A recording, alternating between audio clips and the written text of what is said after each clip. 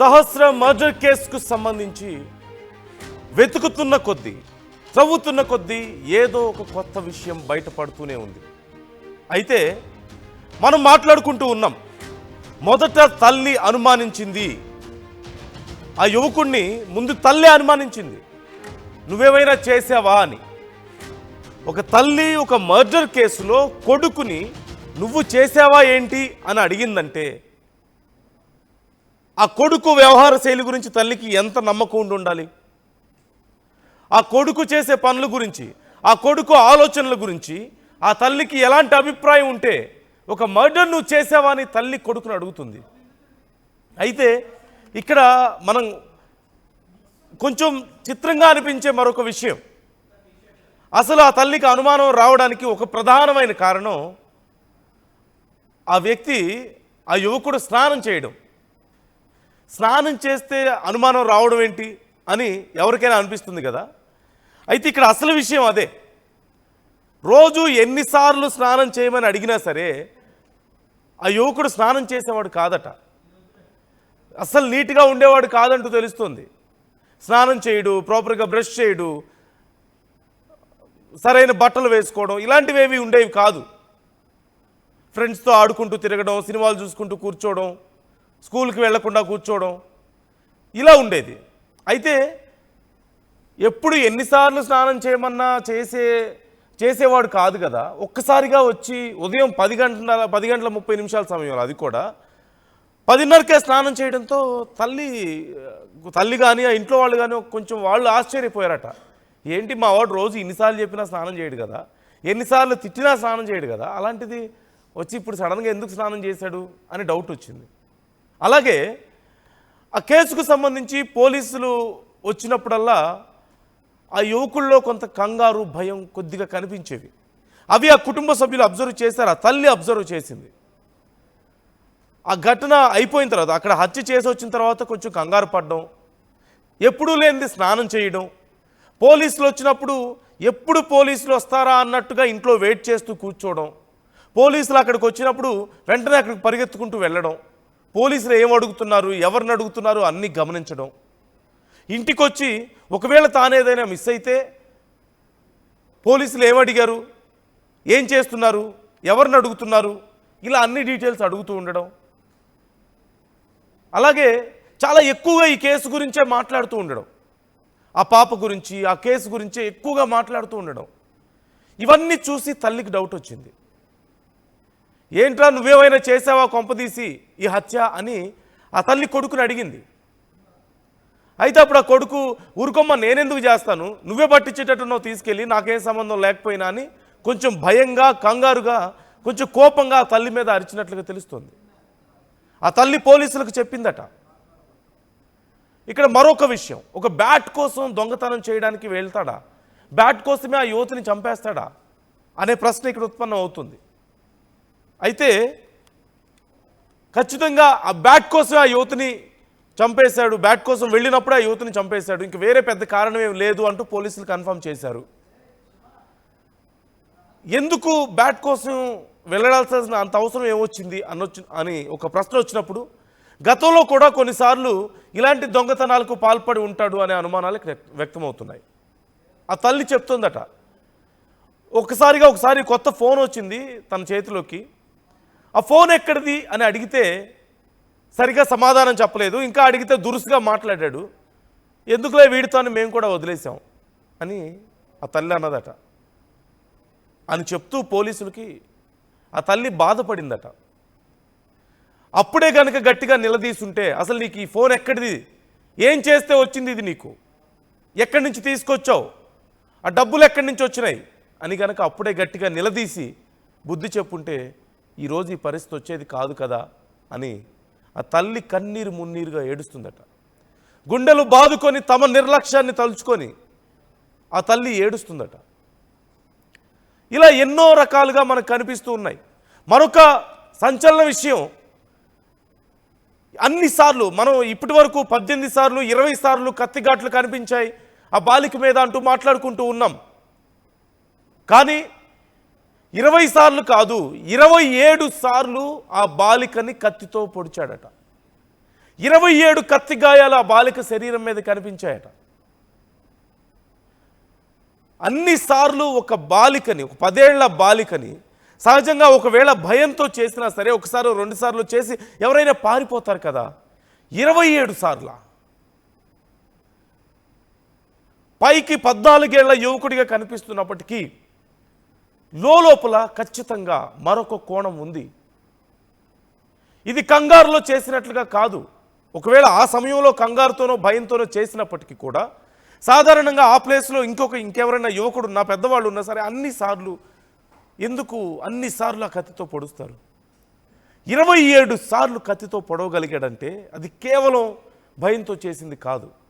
ఆ భయం వెనక ఇంకేదో ఒక మానసిక స్థితి, ఒక రాక్షసత్వం ఎక్కడో ఒక మూలన కనిపిస్తోంది.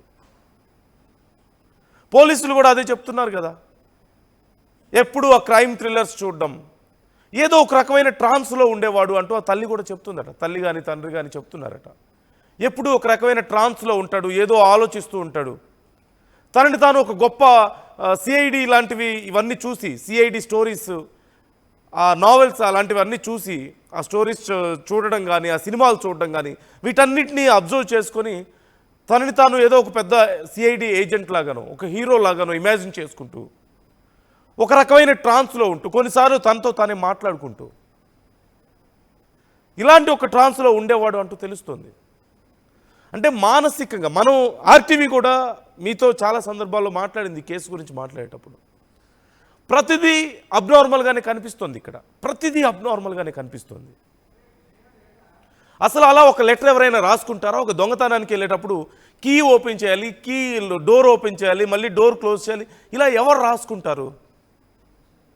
సాధారణంగా ఉండేవాళ్ళు ఎవరు రాసుకోరు కదా. అసలు ఎవిడెన్స్ లేకుండా చేసుకుంటారు సహజంగా ఎవరైనా.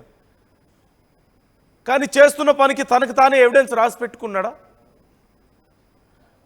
ఎలాంటి మానసిక స్థితి ఉంటే అది రాసుకుంటాడు? తనేమన్నా 4వ తరగతి 5వ తరగతి చదివే చిన్న బాబా, తెలిసి తెలియని బాబా, 14 ఏళ్ల వయసు, ఇంట్లో వాళ్ళకి చెప్పకుండా స్మార్ట్ ఫోన్ కొనుక్కోగలిగిన వయసు, ఇంకా గట్టిగా మాట్లాడితే ఇంట్లో వాళ్ళ మీద తిరగబడేటువంటి వయసు, తిరగబడినటువంటి సందర్భాలు కొన్ని ఉన్నాయి. సో అలా రాసుకున్నాడు అంటే ఖచ్చితంగా ఇట్స్ నాట్ నార్మల్. అండ్ ఒక 10th క్లాస్ స్టూడెంట్ రాయగలిగినటువంటి భాష కాదు అది. ఒక చిన్న పిల్లలు ఏదో ఒక 3rd క్లాస్ 4th స్టాండర్డ్ పిల్లలు రాసినంత ఒక ఇంగ్లీష్ మనకి ఒక బట్లర్ ఇంగ్లీష్ కనిపిస్తుంది, వచ్చి రాని English. So that is not normal. తర్వాత ఇంతకుముందు మనం మాట్లాడుకున్నట్లుగా దాంట్లో రాశాడు గ్యాస్ లీక్ చేయాలని రాశాడు. ఒక బ్యాట్ దొంగతనానికి వెళ్ళిన తర్వాత గ్యాస్ లీక్ చేయాలని ఎవరు రాసుకుంటారు? అంటే తన చిన్న దొంగతనాన్ని కప్పిపుచ్చుకోవడానికి మొత్తం ఎంత పెద్ద నష్టం జరిగినా కనీసం ఆలోచించలేని పరిస్థితుల్లో ఉన్నాడు. Is that normal? That's not normal. ఖచ్చితంగా దట్ ఈస్ సంథింగ్ అబ్నార్మల్. ఇలా ఎన్నో ఉన్నాయి. ఇంకా మనం క్లియర్గా విశ్లేషిద్దాం. ఒకసారి శిల్ప ఉన్నారు మనతో, శిల్పతో మాట్లాడదాం. శిల్పతో మాట్లాడిన తర్వాత ఇలాంటి అంశాల గురించి మనం ఇంకా క్లియర్గా విశ్లేషిద్దాం. శిల్పతో కూడా ఈ అంశాల గురించి విశ్లేషించే ప్రయత్నం చేద్దాం. శిల్ప, చాలా విషయాలు ఇంకా కొత్తగా బయటపడుతున్నాయి. ఆ తల్లికి అసలు అనుమానం రావడం కానీ, సొంత కన్న తల్లి ఏ కొడుకునైనా సరే సహజంగా అరే నువ్వు మర్డర్ చేసావని అడుగుతుందా ఎవరైనా? అడిగిందంటే ఖచ్చితంగా ఏదో సంథింగ్ ఈజ్ నాట్ నార్మల్ అని అర్థమవుతుంది. అదే 20 సార్లు 18 సార్లు అంటూ మనం అనుకుంటున్నాం, కత్తిపోట్లు కాదు 27 సార్లు అంటూ తెలుస్తోంది ఇప్పుడు. సో రీసెంట్ అప్డేట్స్ ఎలా ఉన్నాయి శిల్ప ఈ కేసుకు సంబంధించి? కుకట్పల్లి చిన్నారి సహస్ర కేసుల్లో రోజుకో సంచలన విషయాలు వెలుగులోకి వస్తున్నాయి. ప్రధానంగా మైనర్ బాలుడి పైన అనేక అనుమానాలు ఇంకా కొనసాగుతూనే ఉన్నాయి. మొదటగా నువ్వు సహస్రను హత్య చేసి ఉంటావు కదా అని తల్లి అనుమానపడ్డది. కానీ తల్లిని ఎంత నమ్మించాడు, నీవిదొట్టమ్మ నేను ఇది చెయ్యలేదంటూ కూడా తన తల్లిని సైతం కూడా పక్కదోవ పట్టించిన పరిస్థితి. ఎందుకంటే తను గత కొంతకాలం కావచ్చు చిన్నప్పటి నుంచి కూడా కొంచెం psycho behaviour, that thriller crime stories కావచ్చు, థ్రిల్లర్ కావచ్చు, వీటిని ఎక్కువగా చూస్తూ ఉంటారు. ఇంట్లో కూడా పేరెంట్స్తో ఎక్కువగా కలివిడిగా ఉండడం, ఎక్కువగా సైకోతనం ఒంటరిగా ఉండడానికి ఇష్టపడుతూ ఉంటారంటూ కూడా ప్రస్తుతం తెలుస్తుంది. ప్రధానంగా ఎప్పుడు కూడా తన స్నానం చేయడానికి కూడా తెలిసింది. కానీ సహస్ర హత్య జరిగిన రోజు హత్య అనంతరం ఉదయం 10:30 సమయంలో తను స్నానం చేశారు. ఇదంతా కూడా తన తల్లి గమనిస్తుంది. ఆ రోజు కొంచెం అతను టెన్షన్ పడ్డం, వీటినన్నింటినీ కూడా గమనించి తన తల్లి ఎప్పుడైతే కొంచెం బిహేవియర్ చేంజ్ కావచ్చు వీటినన్నింటిని ఆధారం చేసుకొని తన తల్లి ప్రశ్నించింది. ఏరా నువ్వే చేసావా సహస్రని హత్య అంటే, కాదు నీ మీదొట్టమ్మ నేను చెయ్యలేదు అంటూ కూడా తన తల్లికి చెప్పారు. నన్నే ఏకంగా నువ్వే నన్ను పట్టిస్తావా పోలీసులకు అంటూ కూడా తల్లి పైన సీరియస్ అయిన పరిస్థితి. అంటే అబ్బాయి మైండ్ సెట్ని చూసుకోవచ్చు. ఒకవైపు హత్య చేయడమే కాకుండా దాన్ని ఏ విధంగా ఒకవైపు కన్న తల్లి ప్రశ్నించినా దాన్ని మాత్రం దాటవేస్తూ నేను చేయలేదంటూ కూడా కన్న తల్లి కూడా సమాధానం ఇచ్చారంటే మొత్తం కూడా అబ్బాయి మైండ్ సెట్ కూడా మనం అర్థం చేసుకోవచ్చు. సో ఆ రోజు 10:30 తర్వాత హత్య అనంతరం స్నానం చేసినట్టు కూడా తెలిసింది. ఇది ప్రధాన క్లూగా తన తల్లికి తెలుస్తుంది. మొత్తం మీద మనం ఇప్పటి వరకు కూడా 17 కత్తిపోట్లు అనుకున్నాం. కానీ ఆ అబ్బాయి ఒకవైపు పోలీసులతో 27 కత్తిపోట్లు పొడిచారంటూ కూడా చెప్పారు. ఏ మాత్రం కూడా భయం బెరుకు లేకుండా ప్రవర్తిస్తున్నారంటూ కూడా అక్కడ ఉన్నటువంటి ఎవరైతే విచారిస్తున్నటువంటి పోలీసులు సైతం ప్రస్తుతం అయితే చాలా షాకు గురవుతున్నారు. మొత్తం మీద ఒకవైపు ఇప్పటికే అదుపులోకి తీసుకొని జువైనల్ హోమ్కి తరలించారు. దీనికి గల కారణాలు అసలు నిజంగా ఆ అబ్బాయే చేశారు. ఎందుకంటే మన రైటింగ్ కూడా చూసుకున్నట్లయితే 10th క్లాస్ చదివే అబ్బాయికి నాలెడ్జ్ అనేది ఉంటుంది. కానీ అక్కడ చిన్న 5th క్లాస్ స్టాండర్డ్ చదివేటువంటి వ్యక్తికి ఉన్నటువంటి ఆ విధంగా రాశారు. సో మొత్తం మీద దీనికి సంబంధించి ప్రస్తుతం పోలీసులు అయితే చేస్తున్నారు. ఎందుకంటే ఒకవైపు బ్యాట్ గురించి చేశారని ఒకవైపు వాళ్ళు అంటున్నారు. కానీ బ్యాటు వాళ్ళ డాడీ కొనిచ్చింది వారం రోజుల క్రితమే. కానీ ఆ లెటర్ రాసింది మాత్రం దాదాపు 1 month బ్యాక్ అన్నట్టు కూడా ఇప్పటికే పోలీసులు నిర్ధారణకు వచ్చారు. మొత్తం కూడా అసలు ఆ అబ్బాయి ఎవరింటికైనా చోరీకి వెళ్ళి వేరే ఇంటిని ఉద్దేశించి రాశారా లేకుంటే సహస్ర వాళ్ళ ఇంటి గురించే రాశారని కూడా పోలీసులు ఈ కోణంలో ఒకవైపు దర్యాప్తు అయితే చేస్తున్నారు. ఎందుకంటే ఒకవైపు పోలీసులు కేసు ఛేదించినప్పటికీ దీనికి సంబంధించి అనేక అనుమానాలు అటు సహస్ర తల్లిదండ్రులు సైతం దీని వెనక తను ఒక్కడే చేసి ఉన్నాడు, అది ఒక్కరి వల్ల సాధ్యం కాదు, వేరే వాళ్ళ ప్రమేయం ఇటు తల్లిదండ్రుల ప్రమేయం కూడా ఉందంటూ కూడా వాళ్ళు కూడా చెప్పడంతో ఖచ్చితంగా ఇప్పుడు పోలీసులు మరోసారి విచారణ చేస్తున్నారు. ఎక్కడైతే అక్కడ దొరికినటువంటి ఏవైతే లెటర్ని ఆధారంగా చేసుకుని లెటర్ కావచ్చు, ఆ రోజు దొరికినటువంటి తను హత్య చేసిన రోజు ఉన్నటువంటి బట్టలు వీటినన్నింటినీ ఆధారం చేసుకొని నిజంగా తనకి ఎంతవరకు మొత్తం ఆ రోజు ఎందుకు సహస్ర వాళ్ళ ఇంట్లో డబ్బుల కోసం వెళ్ళారా లేక బ్యాట్ కోసం వెళ్ళారా ఏంటంటూ కూడా ప్రస్తుతం పోలీసులు అయితే ఎంక్వైరీ చేస్తున్నారు. ఒకవైపు కేసు ఛేదించినప్పటికీ అనేక అనుమానాలు మిగిలి ఉన్నాయి. ఒకవైపు ఒకటే చేశారా ఇంకా చాలా మంది ఇన్వాల్వ్ అయ్యారని కూడా అనేక విధాలుగా ప్రస్తుతం అయితే పోలీసులు ఎంక్వైరీ చేస్తున్నారు. మొత్తం మీద ఒకవైపు తన తల్లి ముందుగానే తన బిహేవియర్ని కావచ్చు వాటినన్నింటిని కూడా గుర్తించి నువ్వే చేసావు కదా అంటే లేదమ్మా నీ మీద ఒట్టంటూ కూడా తను చెప్పినట్టు కూడా ఇప్పటికే విషయాలు వెలుగులోకి వస్తున్నాయి. సో దానికి సంబంధించి ఇప్పటికే ఎవరైతే ఇప్పుడు నిందితుడు చదువుతున్నటువంటి స్కూల్కి సైతం ఇటు పోలీసులు వెళ్ళారు. అక్కడ ఆయన బిహేవియర్ ఏ విధంగా ఉంది, ఎందుకంటే ఒకవైపు అటు స్కూల్లో మనకు ఒకవైపు తల్లిదండ్రుల తర్వాత ఎక్కువగా అతని గురించి తెలిసేది స్కూల్లో టీచర్లకు మాత్రమే. ఇటు టీచర్ల సైతం కూడా ప్రస్తుతం విచారిస్తున్నట్టు కూడా తెలిసింది. ఎందుకంటే స్కూల్లో ఏ విధంగా ఉండేవారు, చదివేవారా లేకుంటే ఏమైనా స్పోర్ట్స్ కావచ్చు వీటినన్నీ కూడా ప్రస్తుతం పోలీసులు ఎంక్వైరీ చేస్తున్నారు. కానీ ఇది మాత్రం ఒక సవాల్గా మారిందని చెప్పుకోవచ్చు. ఒకవైపు ఈ కేసును ఛేదించినప్పటికీ అనేక ప్రశ్నలు మాత్రం అలానే మిగిలినాయి. ఎందుకంటే సహస్ర వాళ్ళ ఇంట్లోకి బ్యాట్ కోసం వెళ్ళారా, డబ్బుల కోసం వెళ్ళారా, ఒకవేళ బ్యాట్ కోసమే వెళ్తే ఆ లెటర్ అనేది 1 month ముందే రాయడంతో వేరే వాళ్ళ ఇంట్లో చోరీకి వెళ్ళారా అని కూడా ప్రస్తుతం అనేక విధాలుగా పోలీసులు అయితే దర్యాప్తు చేస్తున్నారు.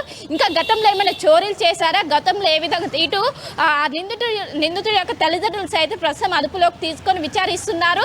గతంలో ఏమైనా చేసేవారా, అతని అబ్బాయికి సెల్ ఫోన్ ఎందుకు ఇచ్చారని కూడా ప్రస్తుతం పోలీసులు ఎంక్వైరీ చేస్తున్నట్లు కూడా ప్రస్తుతం అయితే సమాచారం అందుతుంది. మొత్తం మీద ఒకవైపు కేసు ఛేదించినప్పటికీ రోజుకొక సంచలన విషయాలు మాత్రం వెలుగులోకి అయితే వస్తున్నాయి.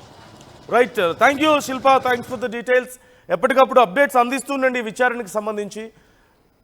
చూస్తున్నాం కదా చాలా రకాలైనటువంటి విస్తుపోయే విషయాలు బయటకు వస్తున్నాయి. చాలా అబ్నార్మల్ థింగ్స్ మనకి ఇక్కడ కనపడుతున్నాయి ఈ కేసుకు సంబంధించి. ఒక 14 ఏళ్ళ బాలుడు ఇంత దారుణమైన హత్యకు పాల్పడడం ఏంటి అనే ప్రశ్న వచ్చినప్పుడు దాని వెనక ఎన్నో రకాలైనటువంటి అబ్నార్మల్ క్వాలిటీస్ మనకి ఇక్కడ కనిపిస్తున్నాయి. నమ్మశక్యం కాదు. ఒక 14 ఏళ్ళ బాలుడు ఇంత దారుణంగా ఒక హత్యకు పాల్పడ్డాడు అంటే నమ్మశక్యం కాదు. కానీ there are lot of abnormal qualities behind all this. ఖచ్చితంగా మనం చూస్తూ ఉన్నాం, ఇప్పటికే మనం మాట్లాడుకున్నాం. అసలు ఆ లెటర్ రాయడం దగ్గర నుంచి, ఆ లెటర్లో రాసినటువంటి విధానం గురించి, ఆ భాష గురించి, అలాగే అతని లైఫ్ స్టైల్ ఎలా ఉంటుందనే దాని గురించి మాట్లాడుకున్నాం. సో ఈ కేసు జరుగుతున్నటువంటి విధానం, ఎలా జరిగింది ఇన్సిడెంట్ అనే విధానం గురించి మాట్లాడుకుంటే, ఇంట్లో ఎవరు లేరని నిర్ధారించుకున్న తర్వాత, సహజంగా ఆ టైం కల్లా ఇంట్లో సహస్ర అమ్మ నాన్న పనికి వెళ్తారు, సహస్ర తమ్ముడు స్కూల్కి వెళ్ళిపోతారు కదా. సో ఆ టైంలో ఎవరు ఉండరు అని నిర్ధారించుకున్నాడు. కానీ ఆ రోజు సహస్ర ఆగిపోవడాన్ని, స్కూల్కి వెళ్ళకపోవడాన్ని గమనించలేదు.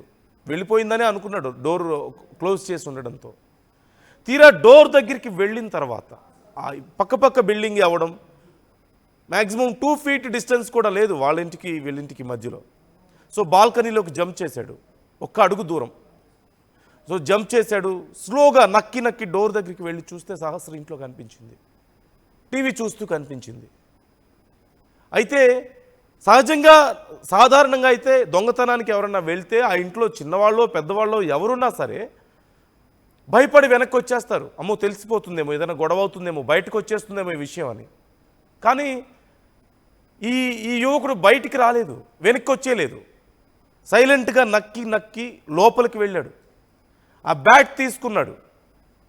ఆల్రెడీ ఆ ఇంట్లో ఏమేమి ఎక్కడ ఉంటాయో తెలుసు కదా.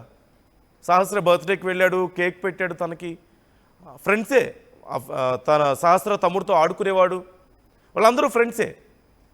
ఈ నేపథ్యంలో ఏదేది ఎక్కడ ఉంటుందో ఇంట్లో తెలిసి ఆల్రెడీ అబ్జర్వ్ చేశాడు. సో లోపలికి వెళ్ళాడు, బ్యాట్ తీసుకున్నాడు. సైలెంట్గా మళ్ళీ అలాగే బయటకు వద్దామనుకున్న సమయంలో ఒక్కసారిగా డోర్ దగ్గర అలికిడైంది. సహస్ర అతన్ని చూసి ఒక్కసారిగా దగ్గరికి వెళ్ళింది. ఎవరైనా ఆ యువకుడి ప్లేస్లో కొత్త వాళ్ళు కనుక ఉంటే సహస్ర భయపడేదేమో. 10 ఏళ్ల పాప కదా, సహజంగా భయం వేస్తుంది. ఎవరైనా కొత్త వాళ్ళు సడన్గా ఇంట్లో చూస్తే తనకు తెలియకుండా ఒక షాక్కి గురవుతారు. కానీ చూస్తే పక్కింటి అబ్బాయి, రెగ్యులర్గా వాళ్ళతో ఆడుకునే వ్యక్తే, తన బ్రదర్తో ఆడుకుంటాడు ఆ బాబు. సో చూసి ఒక్కసారిగా సహస్ర కోప్పడింది. ఎందుకు వచ్చావు నువ్వు, ఏం పని, మా నాన్నకి చెప్తానని చెప్పేసి అరిచింది. షర్టు పట్టుకుంది గట్టిగా పారిపోయే ప్రయత్నం చేస్తే. బయట వాళ్ళైతే ఎవరైనా తెలియని వాళ్ళు పెద్దవాళ్ళు అయితే భయపడేదేమో, తెలిసిన అబ్బాయి కదా, రోజు ఆడుకునేటువంటి ఫ్రెండే కదా. సో అందుకని గట్టిగా పట్టుకోగలిగింది ధైర్యంగా వెళ్ళి. అంటే ఏం కాదన్న ధైర్యం, మహా అయితే ఏమవుతుంది తెలిసిన వాళ్ళే కదా అని ఆ టైంలో వెళ్ళి పట్టుకోగలిగింది. వెంటనే ఆ పాపని వెనక్కి నెట్టేస్తే ఆ పాప వెళ్ళి ఆ బెడ్ మీద పడిపోతే పైన కూర్చొని గొంతు నొక్కి ఆ పాపను హత్య చేసే ప్రయత్నం చేశాడు. తన జేబులో ఉన్నటువంటి కత్తిని తీసి ఆ పాపను విచక్షణారహితంగా పొడవడం మొదలుపెట్టాడు. పొడిచాడు 27 సార్లు కత్తితో ఆ పాపను పొడిచాడంటే, చిన్న పాపను. ఎలా ఆలోచించాలి, ఎలా అర్థం చేసుకోవాలి ఆ మనస్తత్వాన్ని మనం? సరే, జరిగిన తర్వాత ఎవరైనా సాధారణ మనుషులు ఎవరైనా సరే వెంటనే ఆ క్షణిక ఆవేశంలో చేసిన ఒక తెలియని తనంలో ఏదో చేసేసిన ఆ టైంలో ఇమ్మీడియట్గా రియలైజ్ అవుతారు, ఇంత దారుణం చేశానా నేను. ఆ బ్లడ్ చూస్తే భయపడతారు కదా, ఆ గాయాలు, ఆ పరిస్థితుల్లో ఆ పాపని, ఆ బ్లడ్ అదంతా చూస్తే సహజంగా భయపడిపోతారు. కానీ చాలా నార్మల్గా ఆ కత్తిని వాష్ చేసుకొని డోర్ క్లోజ్ చేసి యాజ్ యూజువల్గా గోడ దూకి తన ఇంట్లోకి వచ్చేపోయాడు. Is that normal? సాధారణ మనుషులు అలా ఉండగలుగుతారా? అంటే అంత నార్మల్గా ఉండేటువంటి ఆ యువకులు, ఆ వయసులో ఉన్న యువకులు నిజంగా అలా ఉండగలుగుతారా? కొద్దిపాటి రక్తాన్ని చూస్తే కళ్ళు తిరిగి పడిపోతారు కదా, పెద్దవాళ్లే పడిపోతారు అలాంటి ఘటనలు చూస్తే కళ్ళు తిరిగి సహజంగా. అలాంటిది ఒక 14 ఏళ్ల యువకుడు ఎలా ఉండగలుగుతాడు? సో ఇంటికి వచ్చాడు, వాళ్ళ పేరెంట్స్ లోపల టీవీ చూస్తున్నారు, వాళ్ళ ఫాదరు. వాళ్ళు ఏం చేయాలో అర్థం కాక బాల్కనీలోనే ఉన్నటువంటి తన అప్పుడే ఆరేసినటువంటి బట్టలు వేరేది ఒక షర్ట్ తీసుకొని ఆ షర్ట్ని ఇలా భుజం మీద అడ్డుగా వేసుకొని, ముందున్నటువంటి బ్లడ్ స్ట్రెయిన్స్ కనిపించకుండా ఉండేలా అడ్డుగా వేసుకొని బాత్రూంలోకి వెళ్ళిపోయాడు. డైరెక్ట్గా వెళ్ళిపోయి స్నానం చేసి ఆ కొత్త షర్ట్ వేసుకొని, వేరే షర్ట్ వేసుకొని వాష్ చేసింది ఆ పాతది తీసుకొచ్చి డైరెక్ట్గా వాషింగ్ మిషన్లో వేసేసాడు. అప్పుడు ఆ ఇంట్లో వాళ్ళందరూ షాక్ అయ్యారు. ఎందుకు రోజు స్నానం చేయని వాడు, అడిగితే కూడా స్నానం చేయడు, 2 రోజులకో 3 రోజులకో ఒకసారి. అలాంటిది ఉదయం 10:30 గంటలకి వచ్చి ఎందుకు స్నానం చేశాడు సడన్గా? అక్కడి నుంచి స్లోగా ఏదో కంగారు ఆ బాలుడిలో కొంత కనిపించిందట తల్లికి. అబ్జర్వ్ చేసింది. తల్లిదండ్రులకి అర్థమవుతుంది కదా మనం ఏంటో, మన క్యారెక్టర్ ఏంటో. ఏ క్షణంలో మనం ఎలాగుంటామో వాళ్ళకి తెలీదా? అబ్జర్వ్ చేసింది. స్నానం చేసినందుకు అందరూ షాక్ అయ్యారు నిజం చెప్పాలంటే. తర్వాత ఈ ఘటన గురించి బయటకు వచ్చింది, పోలీసులు వచ్చారు. ఇక అక్కడి నుంచి తను ఆ బాలుడు దీనికి సంబంధించి మొత్తం ట్రేస్ అవుట్ చేయడం మొదలుపెట్టాడు. పోలీసులు ఎప్పుడు వస్తే అప్పుడు అక్కడికి వెళ్ళేవాడు. పోలీసులకి తానే చెప్పాడు, నేను ఏదో సౌండ్స్ విన్నాను, డాడీ డాడీ అని అరవడం అని. ఇంట్లో పేరెంట్స్ని అడిగేవాడు, పోలీసులు ఏమడుగుతున్నారు, ఎవరెవరిని క్వశ్చన్ చేస్తున్నారు, ఎవరెవరు ఏమేమి సమాధానాలు చెప్తున్నారు, ఎవరెవరు ఏమనుకుంటున్నారు ఈ కేసు గురించి, ఇలా అన్నీ అడగడం చూసి ఆ తల్లికి అనుమానం వచ్చి, అంటే గతంలో ఆ యువకుడి మెంటాలిటీ తెలుసు కాబట్టి సడన్గా ఆ యువకుడి మెంటాలిటీలో చేంజ్ కనిపిస్తుంది. అండ్ చాలా ఇంట్రెస్ట్ చూపిస్తున్నాడు ఈ కేసు గురించి, ఎక్కువగా ఈ కేసు గురించే మాట్లాడుతున్నాడు. డౌట్ వచ్చి ఆ తల్లి అడిగింది, ఏంట్రా కొంప తీసి నువ్వేమైనా చేసావా ఈ హత్య అని.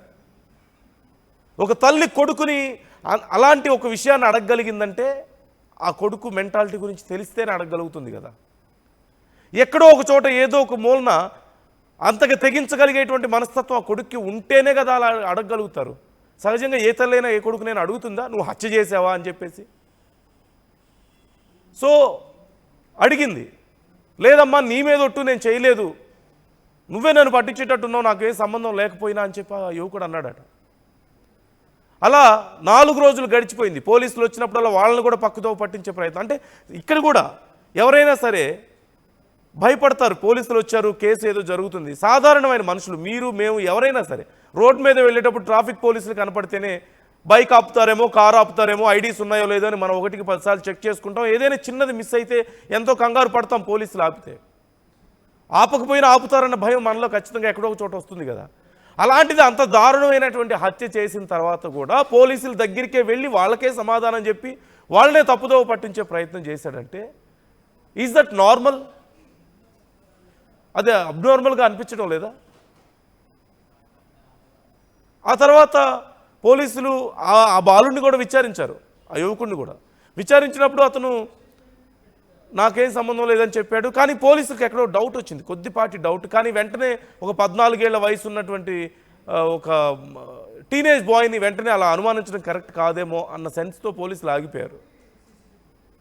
ఆ తర్వాత ఒక సాఫ్ట్వేర్ ఉద్యోగితో మాట్లాడుతున్నప్పుడు ఆ సాఫ్ట్వేర్ ఉద్యోగి చెప్పాడు, పోలీసులు మీరు వచ్చి వెళ్ళినప్పుడల్లా చాలా సందర్భాల్లో ఆ బాల్కనీలో అటు ఇటు దూకడం, అంటే పక్కింట్లోకి ఇటు ఇటు దూకడం కానీ, అక్కడ పోలీసులు ఏం చేస్తున్నారో అబ్జర్వ్ చేయడం కానీ, అదేదో కొంచెం నార్మల్గా అనిపించలేదు, కొంచెం అబ్నార్మల్గా బిహేవియర్ ఉంది ఆ బాబుది అని అతను హింట్ ఇచ్చాడు. అప్పుడు పోలీసులకి మళ్ళీ డాట్ కనెక్ట్ అయింది. మాట్లాడినప్పుడు కూడా ఏదో డౌట్ కొట్టింది అన్న విషయం. వెంటనే ఆ బాలుణ్ణి మనకెవరికి తెలియదు, ఆ బాబుని అదుపులోకి తీసుకున్నారన్న విషయం మనకి ఎవరికి తెలియదు, క్వశ్చన్ చేస్తున్నారని ఎవరికి తెలియదు, చాలా సీక్రెట్గా చేశారు.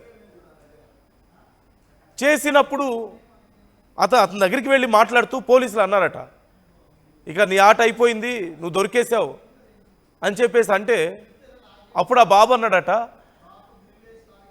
సిఐడి సిరీస్లో సహజంగా ఇక నువ్వు దొరికేసావు, నీ ఆట అయిపోయింది అని చెప్పినప్పుడు నిజం చెప్పేస్తే ఏం అనరు కదా, కొట్టరు కదా, నన్ను కూడా కొట్టకండి, నేను నిజం చెప్పేస్తానని అన్నీ చెప్పేశాడట. చెప్పేసి ఇంక నన్ను పంపించేసేయండి, మీ పని అయిపోయింది కదా అని కూడా పోలీసులతో అన్నాడట. సో అలా పోలీసులు ఈ కేసును ఛేదించారు. కానీ ఒక్కొక్క విషయం తెలుసుకుంటుంటే పోలీసులకు సైతం ఒక రకంగా మైండ్ బ్లాక్ అయిపోయింది. ఒక 14 ఏళ్ల బాలుడు ఇలా ఇంత ప్లాన్డ్గా ఇదంతా చేయగలిగాడు, తమనే బురిడీ కొట్టించగలిగాడు, తమకే అబద్ధాలు చెప్పగలిగాడు, చేసిన తర్వాత కూడా అంత నిబ్బరంగా ఉండగలిగాడు అంటే పోలీసులు సైతం ఆశ్చర్యపోతున్నారు. ఏంటి వీడి 14 ఏళ్ళలో ఇంత కర్కశంగా ఎలా ఉండగలుగుతున్నాడు, ఇంత కఠినంగా ఇంత ధైర్యంగా ఎలా ఉండగలుగుతున్నాడు ఇంత పెద్ద తప్పు చేసి అని పోలీసులు సైతం షాక్ అయ్యారట. అని ఇప్పుడు ఆ తల్లి ఏడుస్తుంది, ఆ బాబు తల్లి. ఆ ఫోన్ దొరికినప్పుడు ఆ ఫోన్ ఎక్కడి నుంచి తెచ్చావు, అసలు ఆ డబ్బులు ఎక్కడి నుంచి వచ్చినాయని గట్టిగా అప్పుడే అడుగుంటే అసలు ఈ పరిస్థితి వచ్చేది కాదు కదా అని గుండెలు బాదుకొని ఏడుస్తుంది. మరోవైపు సహస్ర తల్లిదండ్రులేమో లేదు ఇది ఆ బాబు చేసిన పని కాదు, ఆ పేరెంట్స్ కూడా దాని వెనక ఉండొచ్చు అని డౌట్ పడుతున్నారట. ఆ బాబుని ఉరి తీయాలని చెప్పేసి సహస్ర తండ్రి డిమాండ్ చేయడాన్ని మనం చూసాం. ఒక్కగానొక్క మా కూతుర్ని అంత దారుణంగా హత్య చేసినటువంటి అతనికి బ్రతికే హక్కు లేదు అంటూ ఉరి తీయాలంటూ సహస్ర తండ్రి డిమాండ్ చేస్తున్నాడు. వాళ్ళందరూ అక్కడ ఆందోళన వ్యక్తం చేయడానికి కూడా మనం చూస్తున్నాం. సహస్ర తల్లిదండ్రులు కానీ మిగతా బంధువులు కానీ అందరూ కలిసి న్యాయం జరగాలంటే ఉరి తీయాలి అంటున్నారు. కానీ చేసింది 14 ఏళ్ల బాలుడు కదా. He's a teenager. It's not possible and everything is abnormal here. మనం చూడొచ్చు, అక్కడ మనం చూస్తున్నాం స్క్రీన్లో సహస్ర తల్లి అక్కడ వాళ్ళందరూ ఆందోళన చేస్తున్నారు. అండ్ అలా కళ్ళు తిరిగి పడిపోయి చివరికి ఏడ్చి గుండెల విసేలా ఏడ్చి తిండి తినక ఆ బాధలో తమకు ఎలా న్యాయం జరుగుతుందో తెలియక, తమ కూతుర్ని పోగొట్టుకున్న దుఃఖం నుంచి ఎలా బయటపడాలో తెలియక ఆ దుఃఖంలో అలా కళ్ళు తిరిగి పడిపోతున్నటువంటి తీరు మనం చూస్తున్నాం. ఇప్పుడు ఇటు బాలుడి తల్లిదండ్రుల పరిస్థితి కూడా ఖచ్చితంగా చాలా ఆందోళనకరం. బయట ఎక్కడ మనం చూపించిన మీడియా ఎక్కడ ఒక మైనర్ కాబట్టి ఆ బాలుడికి సంబంధించి ఎక్కడ డీటెయిల్స్ రిలీజ్ చేయలేదు. బాలుడి పేరు కానీ అతని ఫోటో కానీ ఏది రిలీజ్ చేయలేదు. ఖచ్చితంగా మైనర్ కాబట్టి కేర్ఫుల్గా ఉన్నారు అందరూ. అట్ ది సేమ్ టైం బాలుడికి తల్లిదండ్రుల గురించి కూడా ఎక్కడ బయటకు చెప్పలేదు. కానీ ఆ చుట్టుపక్కల ఉన్న వాళ్ళకి తెలుస్తుంది కదా, ఆ నోట ఈ నోట పాకుతుంది కదా. బయట సమాజం ఎలా ట్రీట్ చేస్తుందో తమని అనే భయం వాళ్ళకి ఉంటుందిగా. బయట సమాజం ముందు తలెత్తుకొని ఎలా బ్రతకాలి అనే ఆలోచన వాళ్ళకి ఉంటుంది కదా. ఒక సగటు మధ్యతరగతి కుటుంబంలో వాళ్ళ పరిస్థితి ఏంటి ఇప్పుడు? ఎవరిని మనం తప్పు పట్టాలి ఇక్కడ? బాలుల్లో కొన్ని అవలక్షణాలు ఉన్నాయని గమనించిన, దొంగతనం లాంటివి చేస్తున్నాడు, స్కూల్కి వెళ్ళట్లేదు, చదువుకోవట్లేదు, అల్లరిగా తిరుగుతున్నాడు, తప్పుడు సావాసాలు చేస్తున్నాడని తెలిసినా తల్లిదండ్రులు కఠినంగా వ్యవహరించలేక పిల్లల విషయంలో చాలామంది ఇలాగే వ్యవహరిస్తున్నారు. ఇలాంటి చివరికి అలా వ్యవహరించడం వల్ల, అలా వదిలేయటం వల్ల వాళ్ళని చివరికి ఇలాంటి దారుణాలకు ఒడిగడుతున్నారు పిల్లలు కూడా. సో ఎవరిని తప్పు పట్టాలి ఇక్కడ మనం? ఆల్రెడీ కుంగిపోతున్న తల్లిదండ్రులన, అలాగని పూర్తిగా మెచ్యూరిటీ లేని 14 ఏళ్ల వయసు అంటే పూర్తి మెచ్యూరిటీ అసలు లేదని చెప్పలేము. ఇవాల్టి సమాజంలో ఖచ్చితంగా 14 ఏళ్ళకి ఒకప్పుడు 80s 90s టైంలో ఒక 20 ఏళ్ళకో 25 ఏళ్ళకో ఉండే మెచ్యూరిటీ ఆల్మోస్ట్ ఇప్పుడు 14 ఏళ్ళకే వస్తుంది కదా. అంత నాలెడ్జ్ ఉంటుంది కదా, అంత టెక్నాలజీ ఉంది చుట్టూ, అంత నాలెడ్జ్ ఉంటుంది. They can see whole world. పుట్టిన కొన్ని ఏళ్లకే ప్రపంచాన్ని చూడగలుగుతున్నారు కదా. సో అసలు ఇమ్మెచ్యూర్ అని పూర్తిగా మనం చెప్పలేం. ఏజ్ రీత్యా మైనర్ అయినప్పటికీ కూడా ఇమ్మెచ్యూర్ అని పూర్తిగా మనం చెప్పలేం 14 ఏళ్ల వయసు అంటే. సో ఈ కేసుకు సంబంధించి ఇంకా మరికొన్ని విషయాలు ఇంకా తెలుస్తూనే ఉన్నాయి. ఆ విచారణ ఎలా జరిగింది, ఏమేమి సమాధానాలు చెప్పాడు, ఇలా అన్నీ కూడా ఒక్కోటి విస్తుపోయే విషయాలు బయటకు తెలుస్తున్నాయి. ఎప్పటికప్పుడు ఈ కేసుకు సంబంధించి ఆర్టీవీ మీకు అప్డేట్స్ అందిస్తూ ఉంటూనే ఉంది. మినిట్ టు మినిట్ అప్డేట్స్ అందిస్తూనే ఉంటాం. అయితే అసలు ఇప్పటి వరకు మనం చాలా అబ్నార్మల్ క్వాలిటీస్ గురించి మాట్లాడుకున్నాం. మీకు అలా ఇంకా ఏమైనా అనిపించిందా? మీకు అలా అబ్నార్మల్గా ఈ కేసులో ఇంకా ఏమైనా అనిపించిందా? ఆ బాలుని ఉరి తీయాలి, మా పాపని చంపినందుకు అంటూ ఆ తల్లిదండ్రులు అడుగుతున్నారు. అది మీకు న్యాయంగా ఉందా? మీరేమనుకుంటున్నారు అలాంటి ఒక డిమాండ్ చేయడం పట్ల? అసలు టీనేజ్లోనే ఇలాంటి మానసిక స్థితి ఎలా వస్తుంది? ఇంత క్రూరమైనటువంటి మానసిక స్థితి తప్పెవరిది ఇక్కడ? మీరు కూడా మీ అభిప్రాయాలు మాతో పంచుకోండి, కామెంట్ చేయండి. Before that viewers description is advised. మేము చెప్తున్న వార్త కానీ, మేము చూపిస్తున్నటువంటి విజువల్స్ కానీ సున్నిత మనస్కులు గాయపడవచ్చు. వాటిని చూస్తే, ఈ వార్తలు వింటే కొన్ని సందర్భాల్లో చిన్నపిల్లలు కొంచెం హార్ష్గా ఫీల్ అవ్వచ్చేమో. కానీ వార్తను మీకు క్లియర్గా చేరవేయడమే మా ఉద్దేశం. Viewers description is advised. జాగ్రత్తలు తీసుకోవాలంటూ ఆర్టీవీ మీకు సూచిస్తోంది.